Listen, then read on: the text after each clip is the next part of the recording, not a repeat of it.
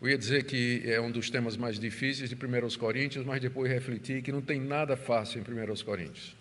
Quem tem acompanhado a exposição desde o começo sabe como nós temos sido desafiados a tentar compreender o ensino do apóstolo Paulo aqui. 1 Coríntios, capítulo 7, de 10 a 16, vamos ler o que escreveu o apóstolo Paulo. Aos casados ordeno, não eu, mas o Senhor, que a mulher não se separe do marido, mas se ela se separar, que não se case de novo, ou que se reconcilie com seu marido, e que o marido não se divorcie da sua esposa.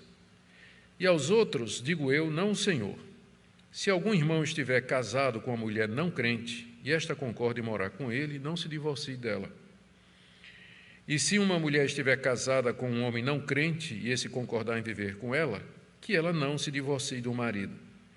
Porque o marido não crente é santificado no convívio da esposa, e a esposa não crente é santificada no convívio do marido crente. Se não fosse assim, os filhos de vocês seriam impuros, porém agora são santos. Mas se o não crente quiser separar-se, que se separe. Em tais casos não fica sujeito à servidão nem o irmão nem a irmã. Deus chamou vocês para viverem em paz. Pois você, ó mulher, como sabe se salvará o seu marido? E você, ó marido, como sabe se salvará a sua mulher? Até aqui a leitura. Vamos orar, como sempre fazemos, pedindo a iluminação do Espírito Santo para a compreensão da palavra que Ele mesmo inspirou. Sim, Deus querido, diante de Ti nós nos prostramos, diante dessa passagem que fala ao nosso coração e que reflete a situação de muitos irmãos e sobre a qual existe tanta controvérsia. Nós pedimos que o Senhor nos ajude ao caminharmos pelas palavras que Teu servo, o apóstolo Paulo, escreveu, sob Tua inspiração. Queremos ser fiéis, não queremos ensinar nada que o Senhor não tenha ensinado. E também não queremos deixar de ensinar aquilo que o Senhor ensinou. Portanto, dá-nos fidelidade, dá-nos exatidão na exposição. E que Tua palavra seja usada pelo Teu Espírito Santo no coração de todos que a ouvirem. Em nome de Jesus. Amém. Queridos, vamos rapidamente fazer uma revisão daquilo que vimos até agora, uma vez que o contexto é super importante para nós entendermos o texto que nós temos diante de nós. Nós chegamos na terceira grande parte da carta aos Coríntios. Na primeira parte, capítulos de 1 a 4, Paulo tratou do problema dos partidos, da divisões na igreja e de objeções ao seu apostolado. Na segunda parte, capítulos 5 e 6, ele tratou de vários problemas de ordem moral que estava acontecendo na igreja de Corinto.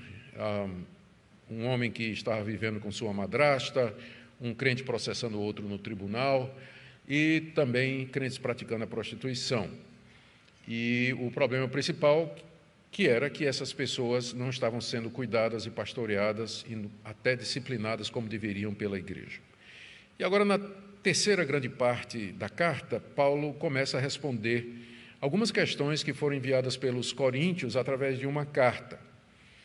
E Paulo começa a responder, e as primeiras perguntas são a respeito do casamento, ou do ficar solteiro, ou do casar. E o que é que Paulo pensava sobre essa situação? Ele responde aqui no capítulo 7, depois no capítulo 8 já são outras perguntas que nós veremos. E, por enquanto, vamos nos ater a essas questões aqui que fazem parte da carta, as perguntas que os coríntios fizeram ao apóstolo Paulo.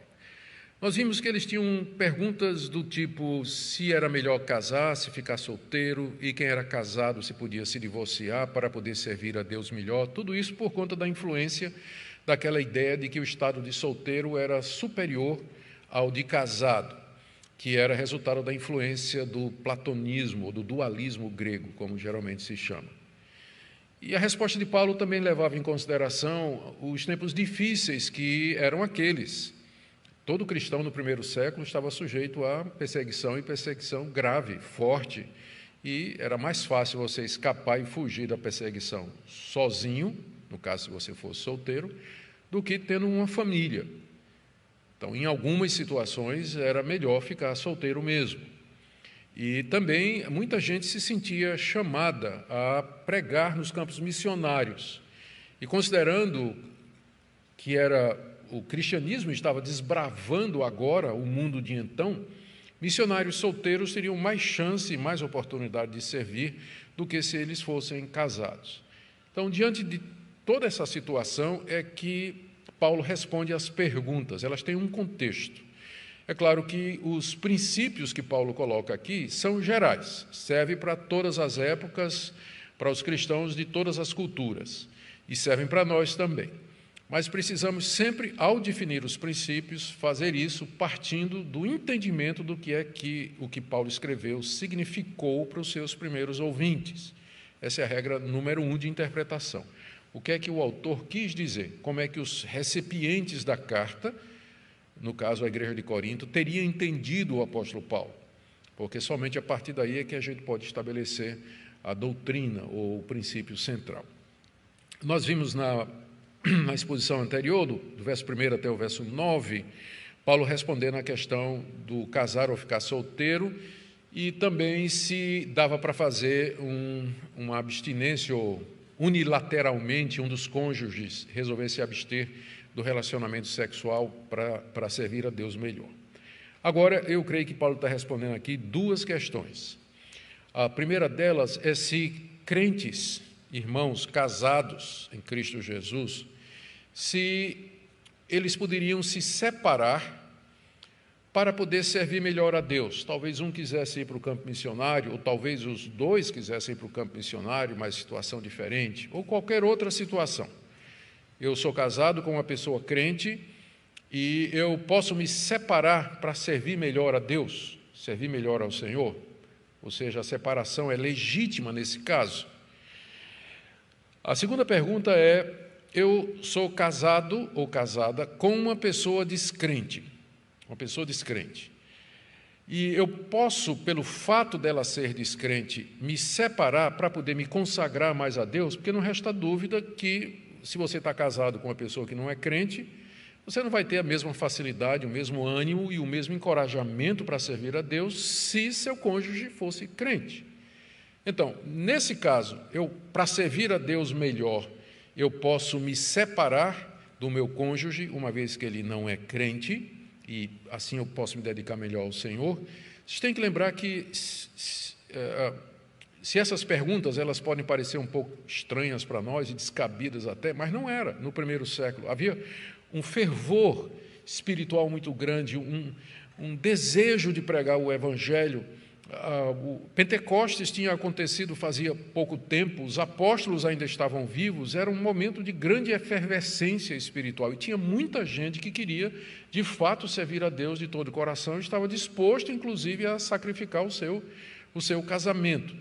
Então, aqui não tem nenhuma má intenção, era o desejo de uma igreja que queria ser espiritual, era uma igreja bem problemática. Mas apesar dos problemas da igreja, Paulo nunca questionou o fato de que eles eram crentes, de que eles eram servos de Deus, apenas estavam confusos e estavam seguindo padrões que eram padrões mundanos, não haviam ainda aprendido a pensar como cristãos.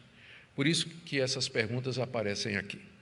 Então, hoje à noite nós vamos ver a resposta que Paulo dá para o caso do casal crente, quando ambos são crentes, se pode haver separação, está aí do verso 12 e do verso 13, só o verso 12, e nós vamos ver, é 10 e 11, minhas anotações aqui estão meio carnavalescas aqui, não consigo seguir. 10 e 11, a primeira questão, tá? No caso de separação de um casal crente, ambos crentes. E do verso 12 até 16, no caso de crente casado com descrente. Tá bom? Então, em primeiro lugar, ao casado ou aos casados, ambos crentes. Aos casados, por que eu estou dizendo que esse aqui é para crente? Porque no verso 12 ele diz assim: aos outros, se algum irmão tiver casado com uma mulher não crente, etc., então pressupõe que o que ele disse antes era para quem estava casado com crente. Tá?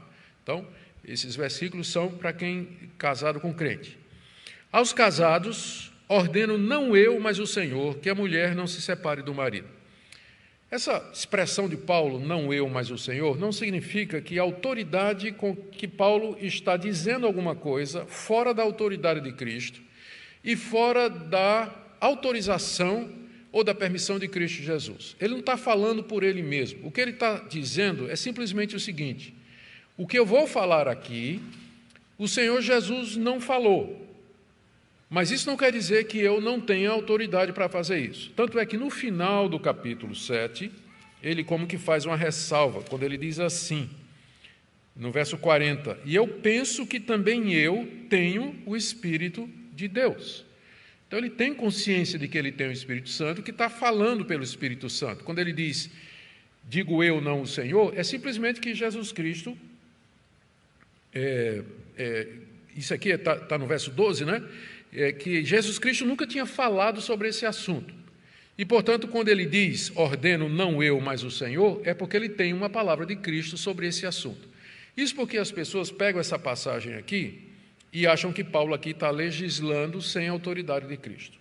Mas quando ele diz, não eu, mas o Senhor, ou o Senhor, mas não eu, é porque se refere a ditos de Jesus a respeito do assunto. Jesus falou para a gente casada, e no ambiente do judaísmo, onde não se passava pela cabeça que um membro de Israel, o povo de Deus, fosse casar com um gentio, um descrente. Os judeus casavam entre si. Então, Jesus já falou sobre esse assunto. Por isso que ele diz no verso 10, aos casados ordeno, não eu, mas o Senhor. E aqui Paulo se refere, sem dúvida, ao que Jesus ensinou em Mateus, capítulo 19, quando os fariseus se aproximaram dele com uma pegadinha e perguntaram se o homem pode se divorciar da sua mulher por qualquer motivo. E o Senhor Jesus Cristo apelou para a Escritura, dizendo que no princípio Deus os fez homem e mulher e que aquilo que Deus uniu, o homem não separe. E aí os fariseus disseram, sim, mas Moisés mandou dar carta de divórcio. E Jesus disse, somente por causa da dureza do coração de vocês.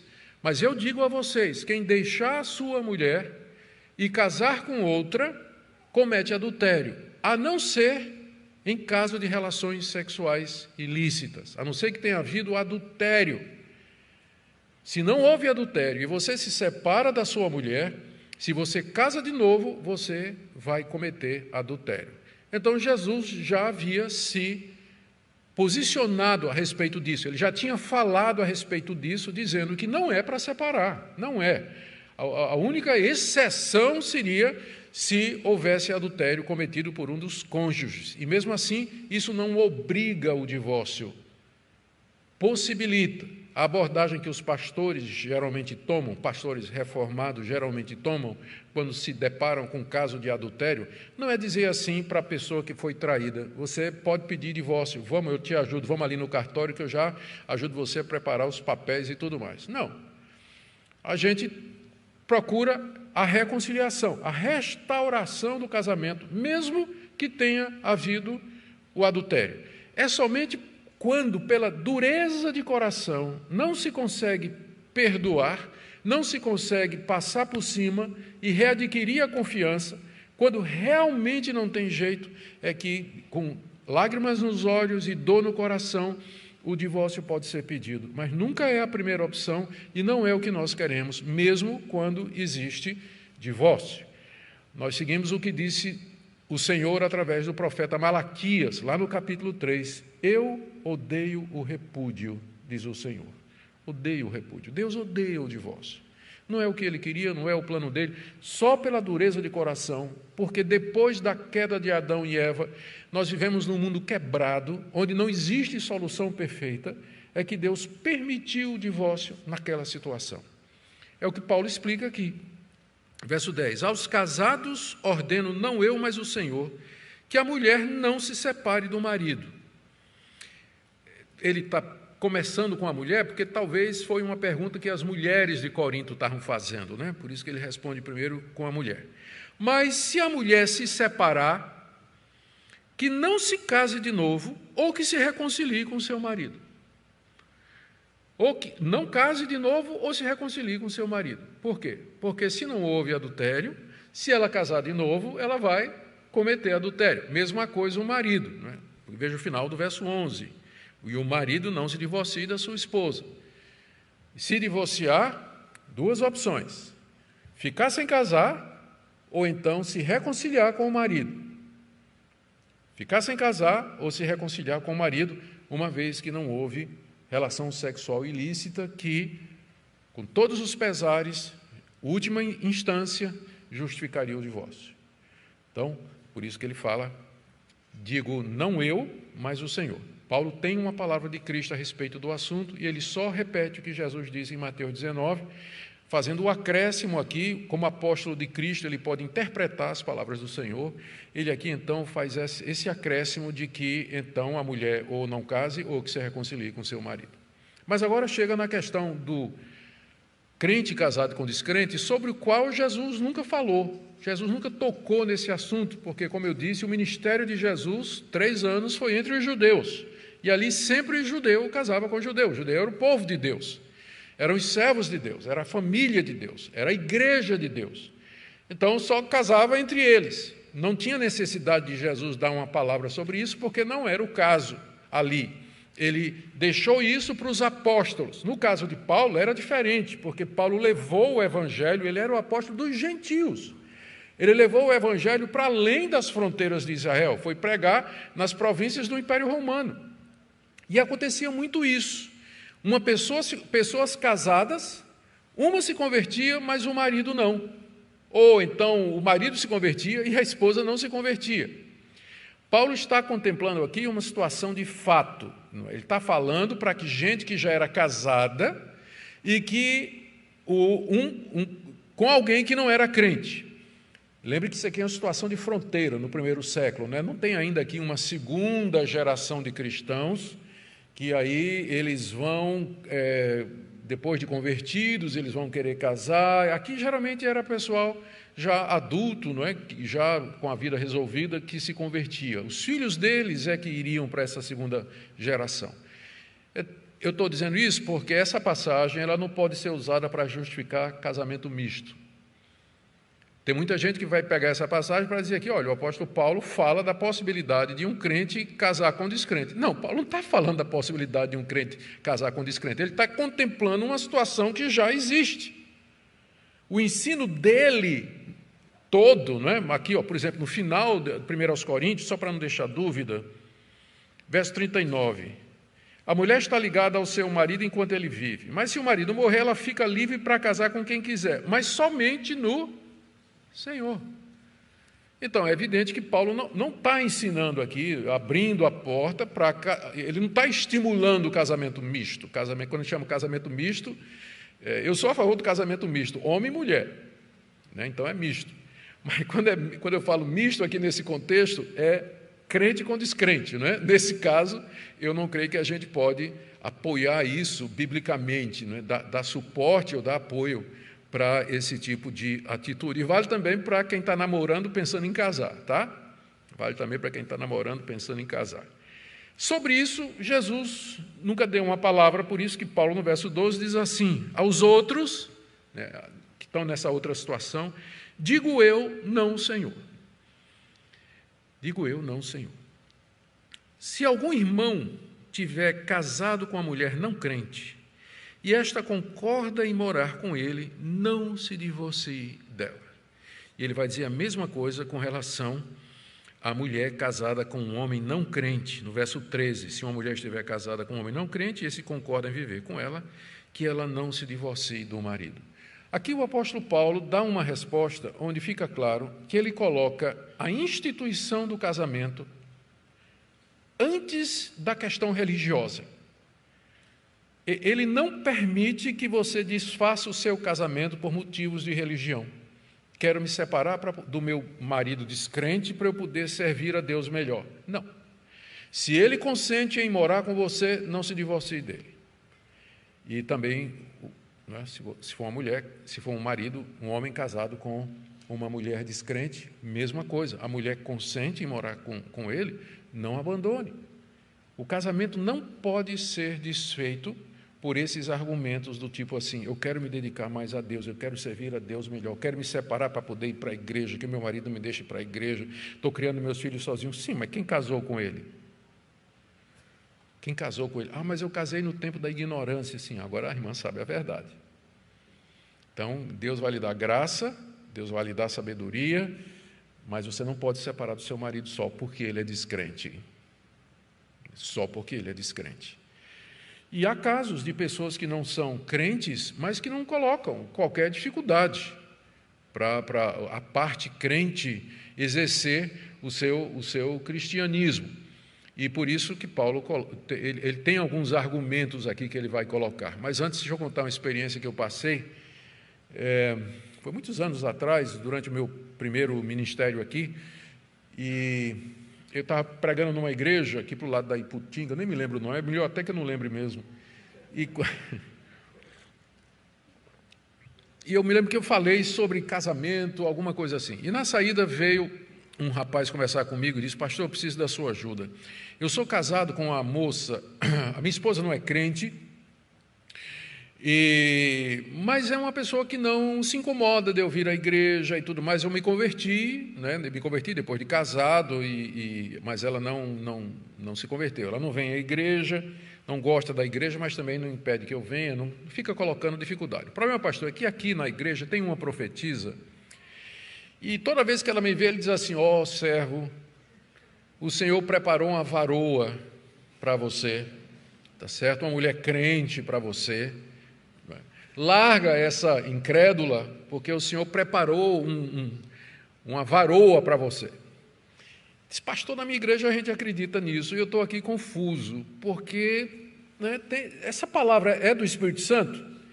Eu disse: meu irmão, vamos aqui para 1 Coríntios capítulo 7. Você crê que a Bíblia é inspirada por Deus? Creio. Inspirada pelo Espírito Santo? Creio. Então o Espírito Santo não se contradiz, meu irmão, porque ele está dizendo aqui, pelo apóstolo Paulo, que eu perguntei: sua mulher consente viver com você? E ele disse: sim, ela consente. Eu digo: então, está claro, o Espírito Santo já falou, não deixe a sua mulher. Então, eu imagino que a varoa preparada deve ser a profetisa, né? Ela que está de olho no irmão, alguma coisa desse tipo aí, né? Mas o Espírito Santo já falou. 3 razões, o apóstolo Paulo, na verdade, 2 razões que o apóstolo Paulo coloca aqui para o descrente que permanece em casa não seja motivo para que o crente se aparte dele. O primeiro é com relação à santificação do descrente, verso 14. Porque o marido não crente, o porquê aqui introduz a explicação de Paulo, quando ele disse: não se separe se o descrente quiser. Porque o marido não crente é santificado no convívio da esposa, e a esposa não crente é santificada no convívio do marido crente. Para entender o que Paulo está dizendo, precisamos definir a palavra santificado aqui. O sentido mais básico da palavra santificar, ou do verbo santificar, é separar. É isso que ele significa. Curiosamente, o verbo no grego é o verbo aforizo, que significa separar. Se você pegar as letrinhas, as consoantes, você vai ver que são as mesmas consoantes da palavra fariseu, F-R-S. São as mesmas consoantes da palavra grega para separar. Por que isso? Porque os fariseus surgiram exatamente porque eles achavam que eles eram os separados de todo o restante do povo e, portanto, mais santo, mais justo diante de Deus. Não se misturavam com as demais camadas sociais e religiosas de Israel. Eles eram os fariseus, separados. É isso que a palavra quer dizer. Paulo está usando aqui essa palavra não no sentido ético, como a gente costuma usar, né? Santificar no sentido de você se tornar mais santo, mais puro, fazer o bem, detestar o mal, andar nos caminhos de Deus, ter uma vida de piedade, de devoção. Esse é um sentido que a palavra é usada no Novo Testamento, mas o sentido em que ela é usada aqui é o seu sentido básico de separação. Quando Paulo diz que o marido descrente é santificado pela esposa crente, ele não pode estar dizendo que, sem ter passado pela regeneração, novo nascimento, conversão e mudança de vida, o descrente, de alguma forma, pode experimentar o processo de santificação, porque não pode. O processo de santificação, ele sempre vem depois da conversão. Quem não é convertido não pode ser santificado. Quem não é nascido de novo, ele não pode experimentar a santificação, que é esse processo gradual em que a gente cada vez mais mortifica o pecado e cada vez mais é feito semelhante a Jesus Cristo. É um processo que vai durar a vida inteira, mas vai durar na vida do crente. Descrente não experimenta santificação. Ele pode virar religioso, um moralista, mas a verdadeira santificação operada pelo Espírito Santo, isso é somente para quem é regenerado. Portanto, o que Paulo está dizendo aqui, o que ele está fazendo, é usando a palavra santificada no sentido de separado. E, por isso, quer dizer, distinto dos demais descrentes. O marido não crente é santificado no convívio da esposa. Duas ilustrações do Antigo Testamento para ajudar você a entender melhor. A ilustração melhor para isso é de José do Egito. Depois que ele foi vendido pelos irmãos, ele foi comprado por Potifar, lá no Egito, aquele nobre egípcio de grande riqueza e autoridade no Egito, que o colocou, depois de algum tempo, né, que José estava no Egito, que o colocou à frente da sua casa e de todos os seus bens. E está escrito lá no livro de Gênesis que Deus abençoou Potifar e a sua casa por causa de Moisés. Potifar foi separado dos demais egípcios por conta da presença do crente José. E Deus abençoou Potifar e abençoou toda a casa de Potifar por causa do crente José.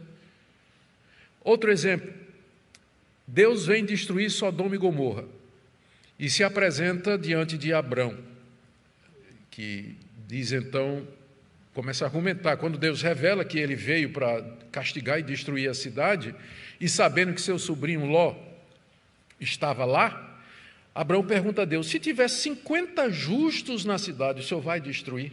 Qual foi a resposta de Deus? Se tiver 50 justos, eu não vou destruir a cidade, por amor dos 50 justos. Quer dizer, Deus teria poupado Sodoma se lá tivesse 10 justos. E Abraão vai argumentando com Deus, né, até chegar, eu acho que 10, né? Até 10. E se tiver 10? Aí Deus diz, eu não destruirei por amor dos 10. Então, Deus separaria, Deus distinguiria, Deus abençoaria Sodoma, no caso, deixando de castigar, por causa da presença de 10 crentes na cidade. Então, é nesse sentido que nós temos que entender essa passagem aqui. O marido descrente é abençoado, ele é santificado, ele é distinguido por conta da presença da mulher crente.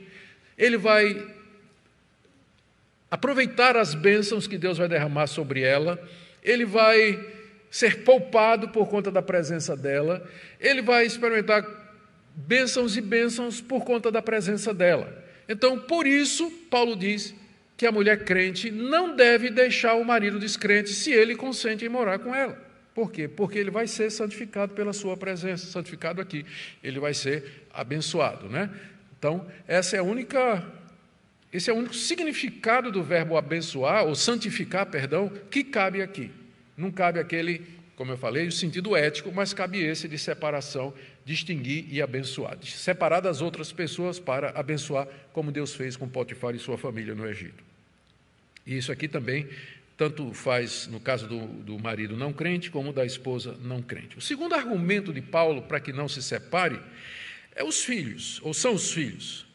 Está aí no final do verso 14. Paulo diz assim, se não fosse assim, os filhos de vocês seriam impuros, porém agora são santos. Quando ele diz que o marido não crente é santificado no convívio da esposa e vice-versa, ele diz, se não fosse assim, os filhos de vocês seriam impuros. Ou seja, se não houvesse uma bênção de Deus sobre a família, por conta do cônjuge, ou do pai, ou da mãe, que é crente, os filhos não desfrutariam ou não experimentariam essas bênçãos que vêm de Deus. E Paulo aqui usa essa figura de impuros e santos.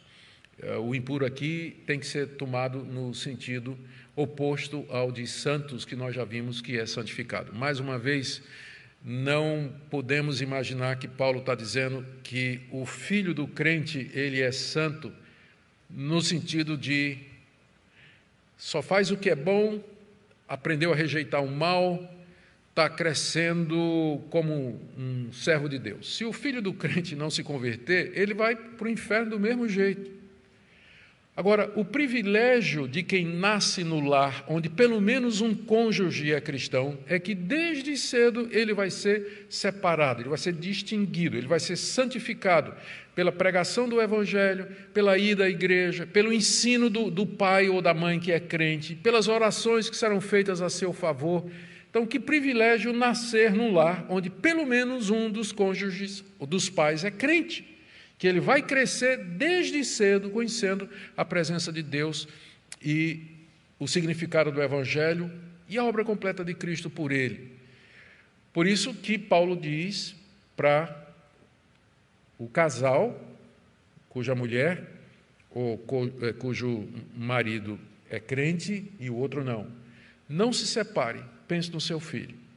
Seu filho está sendo abençoado, seu filho está sendo distinguido, seu filho está conhecendo, de alguma forma ele está desfrutando das bênçãos que Deus derrama sobre a família. Por isso você não deve se separar. Como eu disse, isso aqui não é um incentivo a você casar com quem não é crente. Não é em nenhum sentido. Eu já mostrei que para o apóstolo Paulo o casamento deve ser no Senhor. Deve ser no Senhor. Paulo aqui não está encorajando de qualquer forma esse tipo de casamento. Você pode... Eu sei que as pessoas vão dizer assim, olha, eu casei com um descrente e depois de alguns anos eu trouxe ele para Cristo, e hoje ele é uma bênção. Eu digo, está certo, para cada caso desses que você me conta, eu vou lhe contar 5 em que não deu certo. Vou lhe mostrar 5 em que não deram certo. Então, as estatísticas são a favor do apóstolo Paulo. As estatísticas são do apóstolo Paulo. Isso também não quer dizer que se você casar com um crente, que vai dar tudo certo. Os pastores que o digam, dor de cabeça que a gente tem de crente casado com outro crente. Dá problema também. Mas as chances de você consertar, as chances de arrumar, de recuperar o casamento, de crescer, são muito maiores. Muito maiores. Muito bem? Agora vamos para uma terceira situação aqui, e que está ligada a essa também, é no caso do descrente querer se apartar. Tipo assim, a pessoa se converteu, o marido se converteu e a esposa disse, eu não aceito essa tua religião, não. Não foi isso. Quando a gente casou, você tinha uma religião, você adorava a deusa Afrodite comigo. A gente ia para o templo da deusa Afrodite, lá oferecia os nossos sacrifícios e participávamos com os nossos amigos e com todo mundo da sociedade, mas agora você está seguindo essa seita desse nazareno aí, e agora a gente está isolado dos amigos, a gente não vai mais ao templo de Afrodite, não vai mais cultuar o imperador. Então, não, eu não quero não, eu vou me apartar de você. Não quero, não adianta, eu vou embora. Eu vou embora com as crianças e vou deixar você sozinho. Então, era mais ou menos esse tipo de situação que estava sendo prevista aqui. O abandono, que a gente chama de abandono obstinado.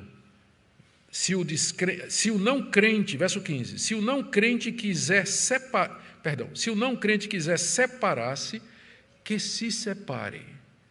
Olha que palavra de Paulo, né? Se o descrente quiser se separar, então que se separe.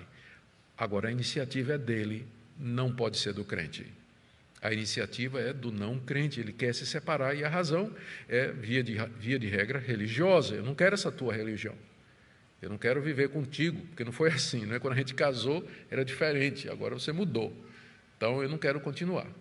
Então, nesse caso, quando se trata de abandono irremediável, que não pode ser consertado, não pode ser remediado, então Paulo diz assim, que se separe. Em tais casos como esse, não fica sujeito à servidão nem o irmão nem a irmã.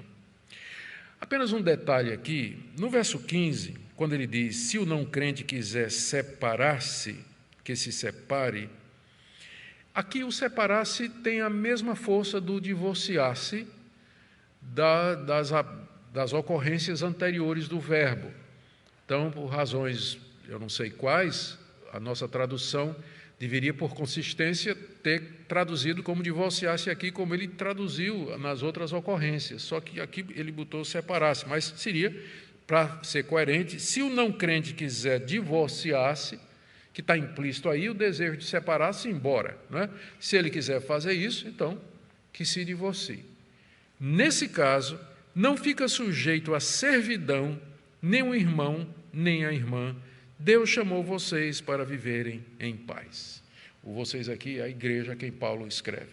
Essa expressão, não fica sujeito à servidão, ela tem sido interpretada de maneira diferente por gente boa, gente crente, gente que tem capacidade e preparado teologicamente. A posição que nós seguimos aqui é que a servidão seria ficar preso pelo casamento a um descrente que não quer você por motivos religiosos mesmo, e o que acarreta uma situação praticamente insustentável, a ponto de Paulo dizer: Deus chamou vocês para viver em paz, e numa situação como essa, não teria como você, casado com um descrente, o descrente quer se separar de você, não quer continuar com você de maneira nenhuma, por conta de Cristo e outros fatores. Então, Paulo disse: deixa. E aí a mulher crente, vamos imaginar o caso da mulher crente piedosa, diz: mas como é que eu vou dar o divórcio para ele? Como é que eu vou deixar ele ir? Né? De repente eu posso ganhá-lo para Cristo, eu posso levá-lo a Jesus. Verso 16: pois você, ó mulher, como sabe se salvará o seu marido? Ou você, ó marido, como sabe se salvará a sua mulher? Você não sabe se você vai salvar. Porque alguns se prendem, né, dizendo isso: não, eu quero ganhar meu marido para Cristo, eu quero ganhar minha esposa para Cristo, por isso eu não vou consentir jamais com essa separação. Esse argumento, ele pressupõe que você acha ou pensa que é capaz de converter alguém. E, portanto, Paulo rebate aqui: como é que você sabe que você vai salvar o seu marido ou você vai salvar a sua esposa? Porque isso é alguma coisa da soberania de Deus, da ação soberana de Deus na vida das pessoas. Então, não tome uma decisão baseada no imponderável, naquilo que você não pode ter certeza, naquilo que você não pode garantir que vai acontecer. O que acontece é que você está num casamento onde o descrente não quer ficar, na verdade, até já abandonou. Em alguns casos, aqui entra a violência doméstica, onde a gente enquadra a violência doméstica. Quando é uma separação de corpo presente. O marido está em casa, o marido descrente está em casa, não se separou, mas bate na mulher, pratica violência contra a mulher. E a gente enquadra a violência doméstica nesse mesmo caso aqui de abandono. Os pastores costumam fazer isso e eu acho que está correto fazer isso. Então, Deus nos chamou para a paz, você não sabe se vai converter, melhor coisa, deixa ir embora. Deixa ir embora. Essa é a solução que o apóstolo Paulo encontra aqui. Deixe-me tentar fazer algumas aplicações aqui. São muitas, porque são tantas situações diferentes que já encontrei, que eu sempre penso em trazer uma listinha assim, de aplicações dessa passagem para determinados casos, mas nunca sempre aparece uma coisa nova. Eu sempre falava assim de violência doméstica, tipo assim, o marido bater na mulher, até eu descobri uma mulher que batia no marido. Digo: rapaz, eu estou vendo de tudo já. Né? Quando eu pensei que tinha visto de tudo, tinha uma mulher que batia no marido, mas ele estava perdido, porque não tem lei José da Penha, né? Maria da Penha, então ele não podia nem denunciar a esposa, né? Não podia nem denunciar. Mas vou tentar fazer algumas aplicações aqui. Primeiro, para aqueles que são casados, são crentes e que estão enfrentando dificuldades, ou seja, todos. Casamento são dois pecadores morando debaixo do mesmo teto. Imagina o rolo. Dois pecadores morando embaixo do mesmo teto. vai ter briga, vai ter incompreensão, vai ter mágoa, vai dormir à noite de cara fechada, vai ter coisa parecida com isso aí. Mais do que isso eu não admito, mas isso aí ainda vai dar, tá certo? Vai acontecer, vai acontecer. Divórcio deve ser a última coisa que passa pela sua cabeça. Não tem divórcio na Bíblia por incompatibilidade de gênero. Não tem. As duas únicas possibilidades é o ensino de Cristo, quando houver relação sexual ilícita, adultério, ou aqui na cláusula de exceção do apóstolo Paulo, no caso do abandono irremediável por parte de um descrente, o que inclui violência doméstica. Então, essas são as duas, três, duas, porque uma está incluindo a outra, duas únicas possibilidades em que se veria o caso de divórcio com possibilidade de casar outra vez. Mas você diz assim, mas pastor, o abandono é só no caso do descrente. Como faz isso? A orientação que a gente dá é, quando tem um crente, quando a gente fala crente, é uma pessoa que é membro regular de uma igreja, que se professa, que diz que é crente, mas que resolveu abandonar a mulher. Já aconteceu isso. Eu conheci caso assim. Eu fiz o casamento de um casal maravilhoso, que se amava, fizeram juras de amor, fizeram voto, tudo bonito. Menos de um ano depois, ele apareceu e disse, eu estou largando ela. Disse, por quê? Nada, eu simplesmente não quero mais. Rapaz, mas por quê? O que é que ela fez? Não fez nada, é uma mulher maravilhosa. Mas eu não quero mais ficar com ela, quero ir embora. Eu quero ir embora. Então, o que fazer num caso desses? Dependendo da igreja, eu sei que nem toda igreja age assim. Mas dependendo da igreja, se for uma igreja histórica, biblicamente estruturada, vai chamar esse rapaz e vai exortar o rapaz e vai dizer, você tem que voltar para a sua mulher. Você não tem razão nenhuma para abandoná-la, para deixar o casamento. Você tem que voltar para ela. Se ele disser que não vai voltar, ele tem que ser excluído da igreja e ele não pode ser considerado como crente, porque essa não é a atitude de uma pessoa que teme a Deus e que ama a Deus. Ele vai ser considerado como descrente e aí então cai dentro de 1 Coríntios 7. É um descrente que está abandonando a sua mulher. E aí então a mulher pode deixar ele embora e pedir o divórcio por justa causa, por assim dizer. Então, essa palavra para quem é crente, invista no seu casamento, peça ajuda. Infelizmente, quando chega para nós pastores, já chega o bagaço. Um exemplo aqui para vocês. Fui pastorear uma outra igreja, fora de Recife. Cheguei lá e encontrei um caso, um rapaz pediu para conversar comigo no gabinete pastoral, ele veio e disse, pastor, é o seguinte, eu fui dessa igreja minha vida toda, da mocidade, cresci aqui, casei com uma moça daqui. E aí eu errei, eu me separei dela sem motivo, não tinha motivo nenhum. Eu simplesmente, o amor acabou. Não acabou nada, nunca era amor nunca acaba, segundo 1 Coríntios 13, né? Amor é uma atitude, não é sentimento, o que acaba é paixão. Amor a gente aprende, por isso que Paulo diz lá em Tito, que as mulheres mais velhas ensinem as mais novas a amar o marido, é alguma coisa que aprendem, que a gente ensina. Não, amor, eu sei que eu terminei. Aí a igreja me disciplinou, eu fui excluído da igreja. Aí eu fui para outra cidade, a trabalho e tudo, fui para uma igreja, outra igreja presbiteriana, e lá encontrei uma moça que também era separada, não é? E aí me casei com ela.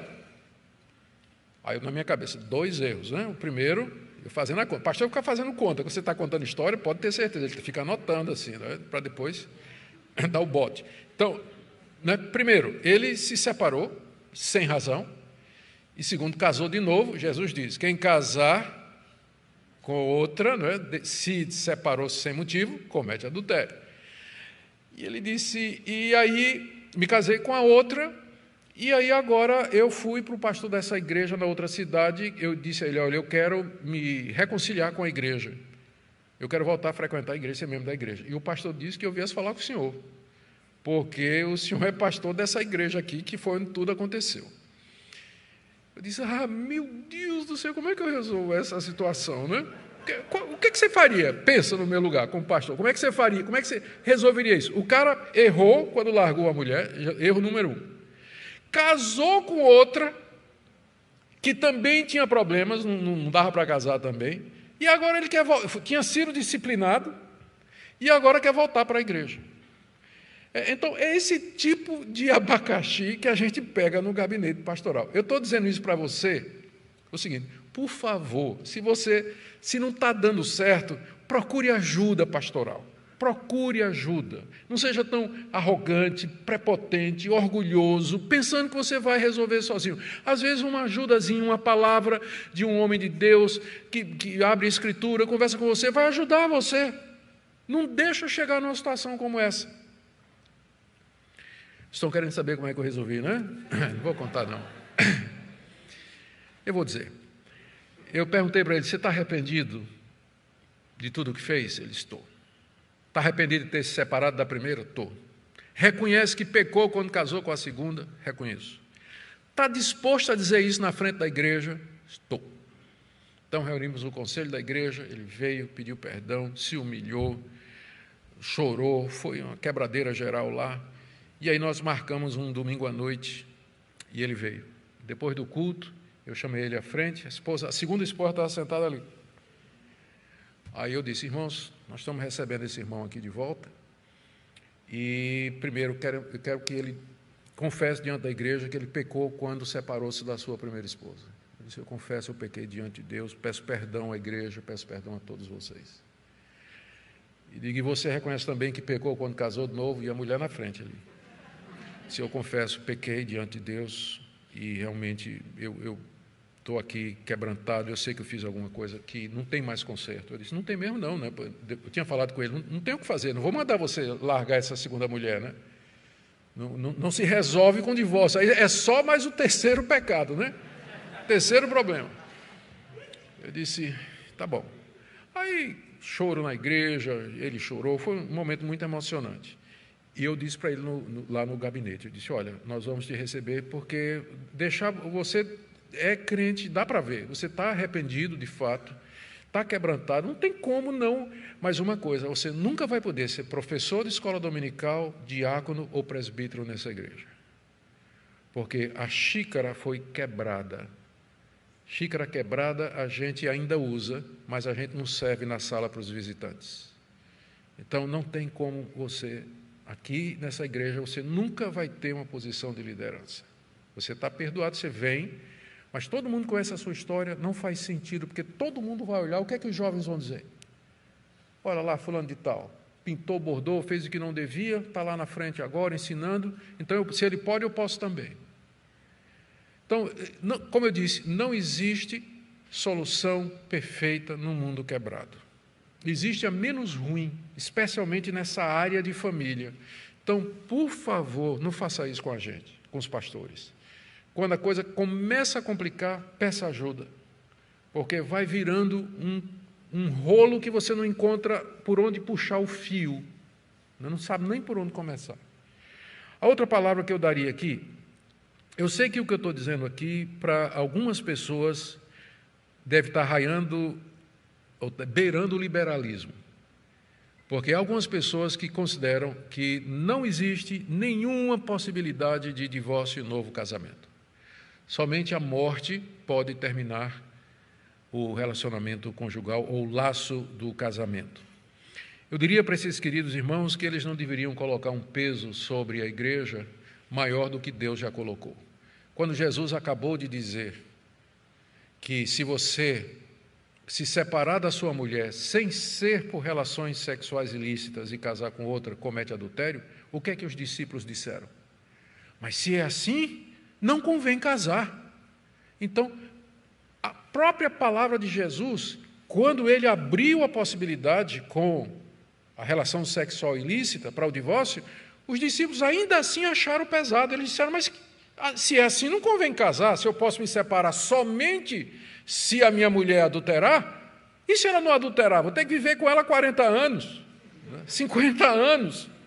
Não convém casar. E Jesus não maneirou, não. Ele disse, é isso mesmo. Nem todo mundo é apto para receber essa palavra. Casamento é coisa séria. Então, se a própria palavra de Jesus, que abre uma exceção, os discípulos consideraram pesado, agora imagine você chegar e dizer, nem isso pode. Você está colocando um fardo que Deus não colocou sobre a igreja. Porque a base exegética para isso não existe. Vai querer dizer, primeiro, que Jesus não estava falando de casado, Jesus estava falando daquele período de noivado antes do casamento. Onde Jesus está falando isso? Ele está falando de divórcio, está falando de separação, ele está citando Deuteronômio, onde claramente está falando de casamento, e vem com história de noivado, querer empurrar no texto o que o texto não está dizendo. Ou então pega Romanos, capítulo 7, onde Jesus diz assim que a mulher está ligada ao marido enquanto ele viver. Sim, esse é o padrão, isso é a regra. Como também está escrito, bom é que o homem não esteja só. Mas o próprio Paulo está fazendo exceção aqui. Quando ele diz, às vezes, é melhor ficar solteiro. Então a Bíblia tem que ser lida toda. Esse é um dos lemas da reforma. Não é só a Escritura, é toda a Escritura. Toda a Escritura. Toda a Escritura. Para que a gente estabeleça algum ponto de doutrina. A minha última palavra aqui é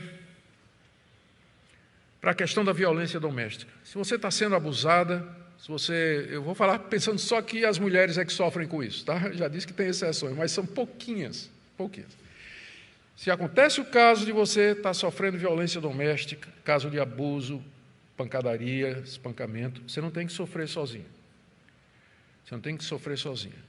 E você não é obrigada, pelo cristianismo, a permanecer casada com esse homem. Você tem o direito de se separar dele. Na verdade, você devia denunciá-lo.